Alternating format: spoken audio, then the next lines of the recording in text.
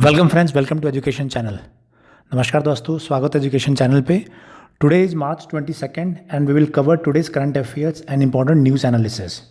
So what's the first news? The first news is regarding the Myanmar border से ये news है that Myanmar में जो military rule लागू हुआ था, तो उसके बाद से वहाँ के जो रेफ्यूज़ी जो संकट है वो बढ़ता चला जा रहा है एज इन कि जब से वहाँ पे मिलिट्री का रूल, आर्मी का रूल हो गया है, तब से वहाँ पे कई ऐसे जो सिटीजन्स हैं जिनको ये लगता है कि उनको प्रोसिक्यूट किया जा रहा है, तो वो वहाँ से भाग के इंडिया में प्रवेश करना चाह रहे हैं। एंड ये पूरा बॉर्डर जो है भारत का मिज़ोरम स्टेट है, एक इम्पॉर्टेंट स्टेट है जिसका कि बॉर्डर लगता है म्यांमार से। तो मिज़ोरम के रास्ते से काफ़ी जो रेफ्यूजी हैं वो दाखिल हो रहे हैं इंडिया में। तो इससे रिलेटेड न्यूज़ है। नाउ क्या इंपॉर्टेंट है प्रीलिम्स के हिसाब से? तो प्रीलिम्स के हिसाब से इंपॉर्टेंट ये है कि मैप, तो आप म्यांमार का मैप आप देखेंगे, इंडिया का मैप देखेंगे, मिज़ोरम के कौन कौन से पॉइंट्स हैं या कौन कौन से चेक पॉइंट्स हैं जो कि म्यांमार बॉर्डर से पे हैं, और उसके अलावा अन्य कोई स्टेट है जिनके की बॉर्डर लगते हैं उनको भी आप देखेंगे। और उसका जो जोग्राफिकल जो पॉइंट्स है, अगर मान लीजिए कोई माउंटेन है, कोई माउंटेन पासेस है, कोई पर्टिकुलर सिटी है, तो वो आपको मालूम होना चाहिए। ये एग्ज़ाम में आ सकता है म्यांमार के बॉर्डरिंग जो एरियाज़ है। और एक बार म्यांमार का जो जोग्राफिकल हिस्टोरिकल जो पर्सपेक्टिव है वो भी आप पढ़ लेंगे। तो दिस इज़ इम्पॉर्टेंट, ये इम्पॉर्टेंट है। न्यूज़ तो छोटी सी है, लेकिन इसके जो रेपरकशंस हैं वो इम्पॉर्टेंट है एग्ज़ाम के पर्सपेक्टिव से। जो मैंने आपको बताया, जोग्राफ़ी इस एरिया की और म्यांमार की हिस्टोरिकल फैक्ट्स वो मालूम होने चाहिए। और मिज़ोरम का थोड़ा फैक्ट आप पता कर लेंगे, जैसे चीफ मिनिस्टर वहाँ पे है जोरामथांगा, और बाकी मिज़ोरम की थोड़ी सी हिस्टोरिकल बैकग्राउंड आपको पता होना चाहिए before going to exam. So this exercise you will do. Okay, next will move to जो इम्पोर्टेंट है वो है कुंभ मेला। तो कुंभ मेला हरिद्वार में आयोजित हो रहा है। तो ये तो फैक्ट है, तो इस फैक्ट के पीछे आप ये एक्सरसाइज कर लेंगे। कुंभ मेला से रिलेटेड न्यूज़ आपके पास होनी चाहिए कि महाकुंभ क्या है, कुंभ क्या है, पहले अर्ध कुंभ होता था वो क्या क्या है, कब होता है, कब ये लगता है। क्योंकि यूपीएससी में जो हिंदू कैलेंडर है, पंचांग है, उससे भी रिलेटेड क्वेश्चंस आ जाते हैं। तो ये धर्म और आस्था और ये सब चीज़ों से भी क्वेश्चंस 1-2 नंबर के कभी कभार आते रहते हैं। तो आपको ये मालूम होना चाहिए कौन कौन से इंपॉर्टेंट डेट्स पड़ते हैं कुंभ मेला में। स्नान जो होते हैं कौन कौन से इंपॉर्टेंट डेट्स में होते हैं, महाशिवरात्रि हो गई, बसंत पंचमी हो गई, मकर संक्रांति हो गई, तो वो कौन सा होता है। और हिंदू पंचांग के हिसाब से कौन सा ईयर चल रहा है, 2076 चल रहा है, विक्रम संवत क्या होता है, शक संवत क्या होता है, ये सब चीज़ें पता होनी चाहिए। तो सिंपल सी आधे घंटे की एक्सरसाइज है। आधे घंटे के एक्सरसाइज में आपको चीज़ें कवर हो जाएंगी कि कुंभ मेला क्या है, कब से ये चल रहा है, कौन कौन सी इंपॉर्टेंट जगह है जहाँ पे कुंभ लगता है, और जो हिंदू पंचांग है, हिंदू कैलेंडर है, वो सब चीज़ें आपको पता होना चाहिए। अगर 2021 चल रहा है इंग्लिश कैलेंडर के हिसाब से, तो हिंदू कैलेंडर में के हिसाब से कौन कौन से चल रहे हैं, तो उसमें आप विक्रम संवत में अलग ईयर होगा, शक संवत में अलग होगा, एक कुछ साल पीछे चलता है, एक कुछ साल आगे चलता है। तो ये चीज़ आपको पता होना चाहिए। और फिर साउथ में किस तरह के कैलेंडर इस्तेमाल होते हैं, नॉर्थ में इंडिया में किस तरीके के कैलेंडर जो कैलेंडर है वो इस्तेमाल होता है। और साथ ही साथ ये भी क्वेश्चंस आ जाते हैं कई बार कि जनवरी फरवरी जैसे मंथ्स हैं, तो उसी तरीके से बाकी हिंदी में कौन से मंथ होते हैं, चैत्र हो गया, वसंत हो गया। तो ये सब भी छोटी सी एक्सरसाइज है। तो एक आप मेहनत कर लेंगे आधे घंटे इन चीज़ों पे, तो आपका जो क्वेश्चन है 1-2 नंबर के क्वेश्चन हो सकता है आ जाए। क्योंकि इस तरीके के आयोजन हो रहे हैं कुंभ वगैरह, तो इट मे बी एक्सपेक्टेड कि क्वेश्चन पास्ट में आए हैं तो आगे भी आ सकते हैं। तो ये तैयारी आप कर लीजिएगा। ओके, और कोई प्रॉब्लम हो इसमें तो आप बताइएगा, अदरवाइज़ गूगल में सब कुछ अवेलेबल है। बस मेरा काम है आपको कि किस तरीके के कोई अगर पर्टिकुलर टॉपिक है न्यूज़ में है तो उससे रिलेटेड 360 डिग्री हमारी तैयारी हो जाए। तो आप लिखिएगा, कमेंट्स में भी लिखिएगा एक बार कि अलग अलग टाइप ऑफ कैलेंडर्स कौन कौन से हैं, नॉर्थ में क्या है, साउथ में क्या है, और उन कैलेंडर के हिसाब से कौन सा ईयर चल रहा है। Okay, now will move to article जो एडिटोरियल है उससे। तो पहला जो आर्टिकल है वो है स्क्रैपेज पॉलिसी के रिलेटेड। तो स्क्रैपेज पॉलिसी क्या है? तो स्क्रैपेज पॉलिसी अनाउंस की गई है ट्रांसपोर्ट मिनिस्ट्री के द्वारा। और ये स्क्रैपेज पॉलिसी ये है कि जो व्हीकल्स हैं, जो गाड़ियाँ हैं जो पुरानी हो जाती है, एक समय से ज़्यादा हो जाती है, तो उनको स्क्रैप बना के किस तरीके से उनसे आउटपुट लिया जा सकता है।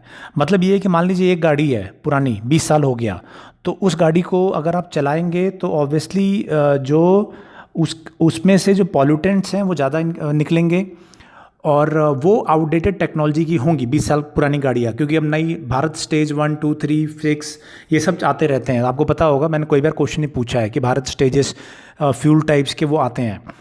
तो उसके हिसाब से जो नई गाड़ियाँ आएंगी वो कंप्लायंस, उनका एनवायरनमेंट की तरफ कंप्लायंस ज़्यादा बेहतर होगा। तो पुरानी गाड़ियाँ एनवायरनमेंट फ्रेंडली नहीं होंगी, तो उनको स्क्रैप करना ज़रूरी है। तो वो स्क्रैप करने के बाद में क्या क्या मिल सकता है, जैसे गाड़ी को आप स्क्रैप करते हैं तो उसका जो बॉडी पार्ट है, बाकी जो उसमें अगर स्टील है वगैरह इस्तेमाल हुए हैं, तो वैसी एक पॉलिसी लागू की है गवर्नमेंट ने, लाया है गवर्नमेंट ने, जो कि लागू होगा भी अगले साल से। उसमें अपनी पुरानी गाड़ियों को देख के आप देंगे, उसको स्क्रैपेज कराएंगे, उससे कुछ पैसा मिलेगा, और नई गाड़ियाँ जो होंगी उन पे छूट भी मिलेगा अगर आप स्क्रैपेज पॉलिसी के तहत काम करते हैं। तो उससे रिलेटेड ही है ये आर्टिकल। तो स्क्रैपेज पॉलिसी आई है, और इसमें ये है कि 2022 तक ये लागू होगा, और 2022 में लागू होगा जो गवर्नमेंट और पब्लिक सेक्टर की गाड़ियाँ हैं उन पे, और उसके बाद 2024 तक बाकी गाड़ियों पे लागू होगा। ठीक है। अब इसमें होगा क्या क्या, अलग अलग पॉइंट्स हैं, उसको और आप डिटेल में देखिएगा। लेकिन मोर और लेस ये है कि जो पुरानी गाड़ियाँ हैं जो आउटडेटेड हो गई है, एनवायरनमेंट फ्रेंडली नहीं है, उनको स्क्रैप किया जाए। स्क्रैप मतलब तोड़ फोड़ के, कबाड़ जिसे बोलते हैं, वैसा करके वो किया जाए। और उसको इनकरेज करने के लिए क्या करना पड़े, क्योंकि देखिए ध्यान रखिए, लोगों को हम ज़बरदस्ती, अगर गवर्नमेंट ज़बरदस्ती लोगों की पुरानी गाड़ियाँ बिकवाएंगी तो वो गवर्नमेंट के अगेंस्ट जा सकता है। तो एक बहुत ही ये नाजुक वो है, डिसीजन मेकिंग है। सो वो भी ध्यान में गवर्नमेंट को रखना पड़ेगा। तो अब इम्पोर्टेंट क्या है इसमें, इम्पोर्टेंट ये है कि ये करने से कुछ ये आपको ध्यान रहे कि जो फिटनेस सर्टिफिकेट होता है, गाड़ियों का फिटनेस सर्टिफिकेट पीयूसी वगैरह बनाया जाता है। तो कई गाड़ियाँ आज की जैसी डेट में हैं जो कि फिटनेस सर्टिफिकेट जिनका नहीं है, या जो फिट नहीं है। और उसके अलावा हमको ज़रूरत है ऐसी टेक्नोलॉजी के लिए, क्योंकि ऐसी टेक्नोलॉजीज लाएंगे तो दो चीज़ें होंगी कि लोग को नई गाड़ियाँ ख़रीदनी पड़ेगी, उससे इकोनॉमी को बूस्ट भी मिलेगा, और स्क्रैपेज पॉलिसी के थ्रू जो स्क्रैप बनेगा उससे भी कुछ पैसा मिलेगा गवर्नमेंट को। ओके। तो ये पूरा एक प्लान है, और इस प्लान के तहत इस स्क्रैपेज पॉलिसी को लाया गया है। एंड देन मोर और less you should know this. और ये भी ध्यान रहे जो पेरिस एग्रीमेंट के तहत है, पेरिस एग्रीमेंट क्लाइमेट चेंज है, उसके तहत ये भी इंपॉर्टेंट है कि पॉल्यूशन फैलाने वाली गाड़ियाँ या कोई भी इस तरीके के सोर्सेस है उनको बंद कराया जाए। तो उसी दिशा में scrappage policy is an important step. Prelims के हिसाब से ये इसके डेडलाइन और बेसिक जो मैंने बताया वो ध्यान रहे, एंड देन मेंस में तो क्वेश्चन आ ही सकता है ये। ओके। सो ये हो गया स्क्रैपेज पॉलिसी के हिसाब से। नाउ नेक्स्ट आर्टिकल है, ये पॉवर्टी के ऊपर है। कुछ इसमें डेटा है। डेटा क्या, ध्यान से समझ लीजिए। कोविड-19 के दौरान में कुछ स्टेप्स, कुछ चीज़ें हुई हैं। क्या हुई है कि इंडिया में इस आर्टिकल के हिसाब से 7.5 करोड़ लोग पुअर हो गए हैं। तो अभी इन्होंने पुअर किन्हें माना है, पुअर माना है जिनको $2 से कम की कमाई है, जिनकी मतलब 150 रुपीज़ अराउंड पर डे की कमाई के आसपास जो हैं। और चाइना में वो संख्या है 10 लाख के आसपास। और उसी तरीके से इंडिया में मिडिल इनकम वाले जो लोग हैं, मिडिल इनकम वाले लोग वो 6.6 करोड़ हो गए हैं। तो मिडिल इनकम किनको माना है, तो इनको माना है $10 से $20 जो कमाते हैं, मतलब 1500 रुपये तक जो कमाते हैं, उनको माना गया है जो $20 तक कमा रहे हैं। और जो इंडिया की जो मिडिल लोग हैं, जिनको मिडिल क्लास कहते हैं, तो वो उनकी संख्या करीब 50 करोड़ है। ओके। ना इसमें इंपॉर्टेंट क्या है, तो ये तो एक ये हो गया कि मैंने कई बार क्वेश्चन पूछा है कि पॉवर्टी को डिफ़ाइन करने का, गरीबी रेखा को डिफ़ाइन करने के और कौन कौन से अलग अलग तरीके हैं। तो ये भी एक उसी में से एक तरीका है। ये है प्यू असेसमेंट, जो कि बेस है, जो कि बेस है वर्ल्ड बैंक, उस पे बेस है, उसके डेटाबेस पे बेस है। तो इतना आपको ध्यान रहे, मोर और लेस इसमें बस इतना इंपॉर्टेंट है कि जो इंडिया में गरीबी निकालने का तरीका है और कितने आमदनी के नीचे या एक्सपेंडिचर बेस्ड है कि इनकम बेस्ड है, वो आपको ध्यान रहे, और क्या क्राइटेरिया है वो ध्यान रहे। एंड ये जो वर्ल्ड बैंक वाला जो डेटा है वो कितने को गरीब मान रहा है $2 के नीचे, और मिडिल इनकम मान रहा है $10 से $20 कमाने वाले। इतना आपको ध्यान रहे, बस इतना काफ़ी है। नेक्स्ट जो आर्टिकल है, नेक्स्ट आर्टिकल है ये असम के ऊपर है तो पॉलिटिकल, लेकिन थोड़ा सा इसमें जो 2-3 चीज़ें हैं वो ध्यान रहे। इसमें जो काम की चीज़ है वो है एक असम अकॉर्ड। तो असम अकॉर्ड क्या है? एक अकॉर्ड है जो साइन किया गया था असम में, जो कि असम में माइग्रेंट्स है उनको आइडेंटिफाई करने के लिए वो साइन किया गया था। तो असम अकॉर्ड आप पढ़ लेंगे, पहले मैंने कवर किया हुआ, तो असम अकॉर्ड आपको पता होना चाहिए। दूसरा ये है कि CA जो कानून है उसके कुछ points already I think you must be knowing, नहीं बताया तो आपको कुछ मेजर पॉइंट्स CA के पता रहने चाहिए। और ये पता रहना चाहिए कि बोडोलैंड टेरिटोरियल रीजन, ये चूँकि नाम आया तो बोडोलैंड टेरिटोरियल रीजन क्या है ये पता होना चाहिए। 6th schedule of the constitution, तो 6th शेड्यूल में क्या लिखा हुआ है कॉन्स्टिट्यूशन के, संविधान के, that should be known to you. और उसके तहत ही ये बोडोलैंड टेरिटोरियल रीजन ये फंक्शन करता है। तो 6th शेड्यूल में और 5th शेड्यूल में क्या है ये आप ज़रूर लिखिएगा कमेंट्स में कि what is there in 6th schedule and 5th schedule. तो ये इंपॉर्टेंट है, मैंने ऑलरेडी पहले कवर किया हुआ है 5th शेड्यूल 6th शेड्यूल, और ये टाइम है अब रिवीजन का। तो I want you to check 5th और 6th शेड्यूल को चेक करके आप बताइए क्या है। ऑलरेडी आपको आता होगा, आई एम श्योर। नहीं आता है तो आप चेक करेंगे, अभी तक आ जाना चाहिए था, अभी भी नहीं आता है तो इमीडिएटली पढ़िए और बताइए। नेक्स्ट है ये इकोनॉमी और जॉब क्रिएशन से है। तो इसमें क्या इंपॉर्टेंट है? इसमें 2-3 चीज़ इंपॉर्टेंट है। FDI क्या है? FDI पे already I ask you question कि FDI क्या होता है, तो आपको आई am sure you must be knowing FDI क्या है। और डेटा आपको ये है कि इंडिया में 60 बिलियन जो एनुअल FDI इक्विटी फ्लो है लास्ट ईयर का, वो है $60 बिलियन का। तो that data should be known to you.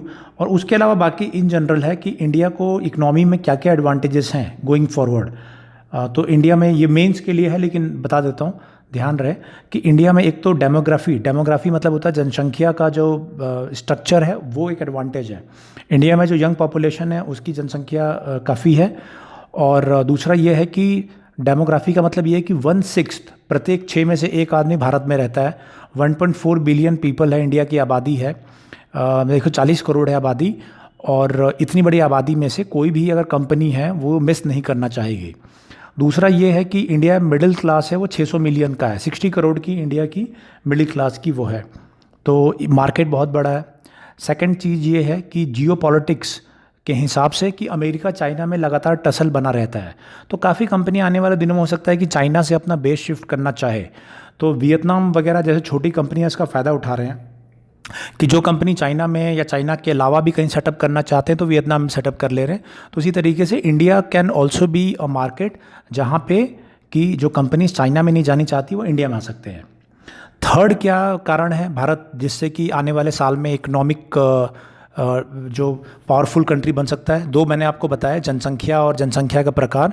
दूसरा ये कि अमेरिका और चाइना के बीच में जो प्रॉब्लम चल रही है, तो जो भी कंपनीज़ हैं एक नया मार्केट ढूंढना चाहेंगी, बड़ा मार्केट, तो वो इंडिया है जहाँ पे अपना वो मैन्युफैक्चरिंग और प्रोडक्शन कैपेसिटी लगा सके। तीसरा है जो है वो है मोबाइल। तो इंडिया में मोबाइल डेटा, इंटरनेट डेटा हो गया, मोबाइल कम्युनिकेशन डेटा हो गया, वो काफ़ी तेज़ी से बढ़ रहा है, काफ़ी लोगों तक पहुँच रहा है और सस्ता भी है। तो उसका भी इस्तेमाल कर सकते हैं जो बाहरी कंपनीज़ और इंडियन कंपनीज़ उसका फ़ायदा उठा सकते हैं। चौथा जो है कारण बताया जा रहा है वो है नेशनल रेजिलियंस। नेशनल रेजिलियंस का एग्जांपल दिया जा रहा है कि भारत में जिस तरीके से कोरोना बाकी देशों के कंपैरिजन में ठीक ढंग से लड़ा गया और कम उसका असर रहा, तो यहाँ पे कमिटमेंट है कि मतलब भारत की जो गवर्नमेंट्स है उनका कमिटमेंट है कि जो भी कंपनीज आएंगी उनको एक तरीके से सही इन्वायरमेंट मिलेगा। तो ये चौथा कारण बताया गया। और ये हालांकि जो राइटर्स हैं, राइटर जो हैं निराव पटेल एंड आनंद रघुरामन, तो उन्होंने इसको लिखा है। तो इसके अलावा भी एक पर्सपेक्टिव होता है, दूसरा पर्सपेक्टिव ये होता है, कई लोग क्रिटिसाइज़ करते हैं कि नहीं India doesn't have a good future, but important ये है कि बैलेंस किया जाए। प्रॉब्लम्स तो रहेंगी, जैसे इसमें भी बताया गया है कि प्रॉब्लम्स रहेंगी क्योंकि इंडिया में बिजनेस सेटअप करना, करप्शन से लड़ना, ये सब प्रॉब्लम्स है। बट अपार्ट फ्रॉम दैट जो सच्चाई है वो भी आपको पता रहे कि भारत में बहुत सारे एडवांटेजेस भी हैं इंडिया अगर कोई बिजनेस सेटअप करना चाहे।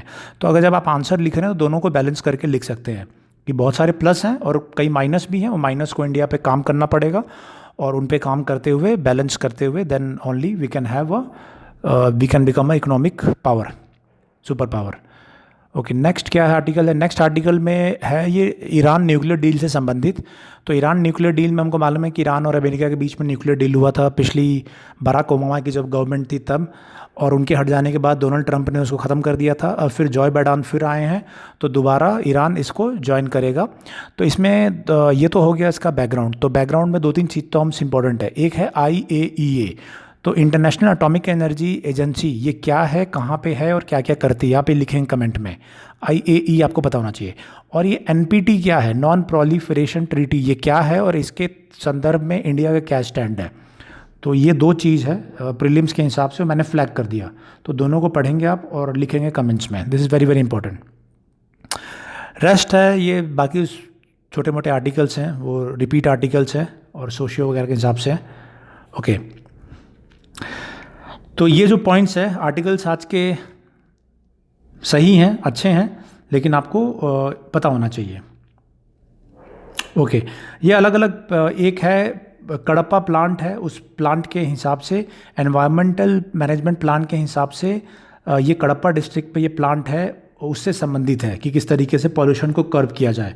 तो उसको आप देख लेंगे मैप में कहाँ पे है ये कडप्पा और क्या प्लांट है ये। ओके, ना ये एक न्यूज़ है, ये न्यूज़ आ सकती है। तो ये हमारे प्राइम मिनिस्टर ने इनका जिक्र किया है, ये जो अहम वेरियर है। तो अगर आप हिस्ट्री पढ़ना चाहें, चूँकि एंशिएंट हिस्ट्री भी आता है प्रीलिम्स में, तो मैं चाहूँगा कि आप ये हिस्ट्री ज़रूर पढ़ लीजिए, क्योंकि एक्सपेक्टेड है कि ये क्वेश्चन आ जाएगा। आसाम में इलेक्शन है और इलेक्शन के प्रचार के दौरान हमारे प्राइम मिनिस्टर ने इनका जिक्र किया है। तो ये जिक्र है कि 1671 की एक लड़ाई है, बैटल ऑफ सरायघाट, और वहाँ का एक जनरल जो थे बोरफुकान जनरल जो थे, उन्होंने अहोम्स जो लोग हुआ करते थे उनको लीड किया था अगेंस्ट मुगल्स, और उसमें विक्ट्री पाई थी। तो इनको जो लचित बोरफुकन है, तो उनको माना जाता है कि ग्रेट वॉरियर थे, और इनकी स्ट्रेटजी के आधार पे इंडिया की नेवल फोर्सेस वगैरह इसको डेवलप की गई थी।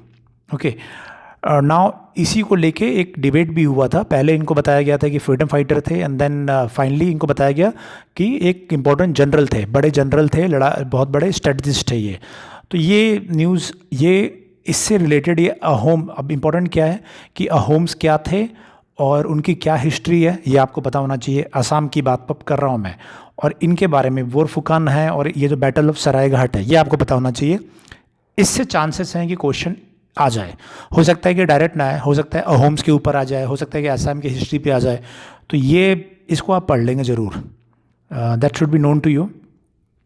ये चीज़ आपको पता होनी चाहिए। तो मैंने आपको फ्लैग कर दिया है, अब पढ़ लेना है आपको इसमें। ओके, नेक्स्ट आर्टिकल है, ये सुप्रीम कोर्ट से रिलेटेड है। तो इसमें है कि सुप्रीम कोर्ट में 5 वैकेंसीज़ हैं, उनको फिल करना है। इंपॉर्टेंट ये नहीं है, इंपॉर्टेंट क्या है, इंपॉर्टेंट ये है कि सुप्रीम कोर्ट जो है कब इस्टेब्लिश हुआ था, भारत का सुप्रीम कोर्ट, और इसमें जो टोटल नंबर ऑफ़ जजेस हैं वो कितने हो सकते हैं, और क्या स्ट्रक्चर है सुप्रीम कोर्ट के जजेस को सिलेक्ट करने का, वो कॉलेजियम सिस्टम है, और क्या एनजैक जो बनाने की बात हो रही थी उसके बारे में भी आपको पता होना चाहिए था कि उसमें कौन कौन लोग थे, और सुप्रीम कोर्ट में जजेस जो अपॉइंट होते हैं वो कैसे होते हैं, क्या उनका क्राइटेरिया है और कैसे उनको हटा सकते हैं। ये सब चीज़ें आप लिखेंगे कमेंट्स में, क्योंकि ये न्यूज़ में है और 5 वैकेंसीज़ खाली हैं। तो दिस इज़ वेरी इंपॉर्टेंट। तो ये judicial system, I am sure ये सारी चीज़ें आपको पता, अब तक पढ़ लिया होगा आपने, पॉलिटिकल साइंस में नहीं पढ़ा है तो पढ़ेंगे। ये पूरा जो कोर्ट का स्ट्रक्चर है कि हाई कोर्ट में जजेस कितने होते हैं, क्या है, कैसे हटा सकते हैं, कैसे नियुक्ति हो सकती है, and same way supreme court के जजेस के बारे में। तो अभी आप कमेंट्स में सुप्रीम कोर्ट के जजेस के बारे में लिखेंगे, कैसे नियुक्ति होगी, कैसे हटा सकते हैं, कितने हो सकते हैं, और कोर्ट वगैरह कब इस्टेब्लिश हुआ था, किन के द्वारा इस्टेब्लिश किया गया था। सो ये इंपॉर्टेंट है, आप पढ़ लीजिएगा। ओके, नाउ यहाँ पे न्यूज़ है फिलीपींस और चाइना के ऊपर, कि फिलीपींस ने एक्यूज़ किया चाइना को कि काफ़ी, मतलब एरियाज जो सी एरिया है साउथ चाइना सी में, उसको लेके है। तो इम्पॉर्टेंट क्या है, इम्पॉर्टेंट है कि ये सब जोग्राफिकली ये सब पॉइंट्स आप देख लेंगे कि साउथ चाइना सी कहाँ है, फिलीपीन कहाँ है, एंड चाइना कहाँ है, मैप पे आप मार्क करेंगे। और नॉटिकल माइल्स क्या होता है, I am sure you must be knowing कि माइल्स और नॉटिकल माइल्स में क्या डिफरेंस है, और that you write in to the comments. और ये जोग्राफी में जोग्राफिकली मैप खोलेंगे और मैप में फिर लिखेंगे फिलीपींस के बगल बगल कौन से ओशियंस हैं या कौन सी कंट्रीज़ है। That you write in to the comments, that's very important question I am asking you. Okay, यहाँ पे छोटे छोटे कंट्रीज़ के नाम है, जैसे ये कॉन्गो है, तो कॉन्गो ऑफ रिपब्लिक में पोल्स हो रहे हैं, कॉन्गो रिपब्लिक, तो आप बताएंगे।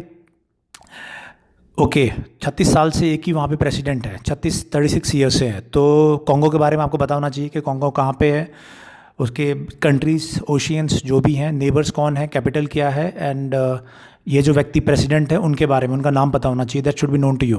ओके, सिमिलरली यहाँ पे मेंशन है यूएस डिफेंस सेक्रेटरी जो है लॉयड ऑस्टिन, और वो अफ़गानिस्तान में गए थे। और पेंटागन, आई एम श्योर आपको पता होगा, पेंटागन नहीं मालूम तो you should be known to you यहाँ पे जो टर्म्स हैं। ओके, और यहाँ पे है न्यूज़ मलेशिया और नॉर्थ कोरिया के बारे में, उनके बारे में जो डिस्प्यूट है। तो Malaysia should be known, Malaysia को मैप में देखिए, जोग्राफी में कहाँ कैपिटल है, कौन से ओशियंस और क्या है। एंड सिमिलरली नॉर्थ कोरिया के बारे में आपको पता होना चाहिए, तो जोग्राफी आप देखेंगे इनकी। Okay, and similarly here the mention is regarding the Syria, Syria के बारे में है। तो सीरिया में लगातार डिस्प्यूट चलता रहता है, लड़ाई चलती रहती है, तो Syria should be known to you. और ये यहाँ पे इज़राइल के बारे में है, तो इज़राइल के बारे में, इज़राइल की जोग्राफिकल आपको पता होना चाहिए। So this is the way how you should study. आपको पढ़ना ऐसे ही है। जो वर्ल्ड अफेयर्स है, तो वर्ल्ड अफेयर्स से कोई इंपॉर्टेंट न्यूज़ है तो वो प्रीलिम्स में आ सकता है, लेकिन उसके अलावा और क्या आ सकता है, उसके लिए आ सकता है जोग्राफिकल चीज़ें पूछी जा सकती है कि सो एंड सो रीफ कहाँ पे है। जैसे यहाँ पे ये वाइट सन रीफ के बारे में बात हो रही है फिलीपींस, और ये चूँकि ये न्यूज़ में है तो इससे रिलेटेड क्वेश्चंस आ सकता है, ये पालावन आइलैंड। और चूँकि हमारे सामने है तो हम 2 मिनट का समय देंगे या 5 मिनट का, और इसको क्लियर कर लेंगे मैप में। और हो सकता है हम हमारे दिमाग में रहे, याद रहे, because when you see the things, सुनने से अलावा जब आप देखते हैं उस चीज़ को मैप में, खुद से देखते हैं, तो कई बार चांसेस हैं 99% कि आप में, आपके माइंड में रहेगा, और जब एग्ज़ाम सिचुएशन में आप उसको रिकॉल कर पाएंगे। तो इसीलिए मैं आपको एक्सरसाइज देता हूँ कि खुद ही मैप में देख ढूंढ के ये सब ओशियंस हो गए, कंट्रीज़ हो गई, इनको देखिए। तो this exercise you would do.